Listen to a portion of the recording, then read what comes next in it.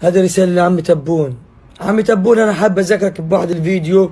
كنت أنت قناة صينية أو آسيوية، المهم قلت إحنا لا ولن يكتمل استقلال الجزائر إلا باستقلال فلسطين. طبعا حقك، شعب جزائري كامل مقتنع بهذه الفكرة. عمي تبون، كل التحية والشكر لك. أنا أحب أوصل لك رسالة. إذا ما حررناش فلسطين الحين أو غزة، متى بدنا نحرر يا عم تبون؟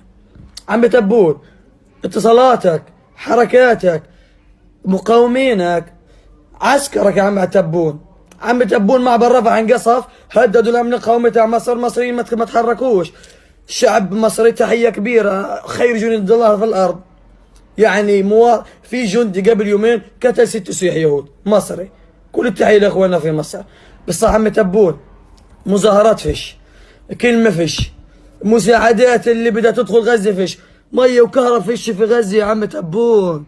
لا وقود، لا ماء، لا كهرباء، الناس بتموت. اذا ما ماتش من يهود ومن قصب بدها تموت من الجوع الحين. اتحرك، تخاطب ليش الامم المتحده؟ كلام فاضي هذا. الروس حكوا وقال لك اذا دخلت امريكا بري مع اسرائيل احنا ندخل. ماذا بكم؟ جزائرنا حبنا المتبادل. انا اعشقكم يا اخي. ايش فيه؟ عم تبون، تحرك، حرك دورياتك، مشي طياراتك، الكل بخاف، بيعملوا لكم حساب الناس.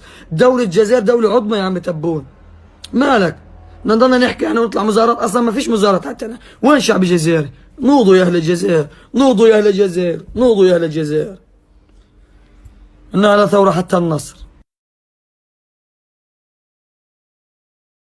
القضية الفلسطينية نتبعها أنا شخصيا.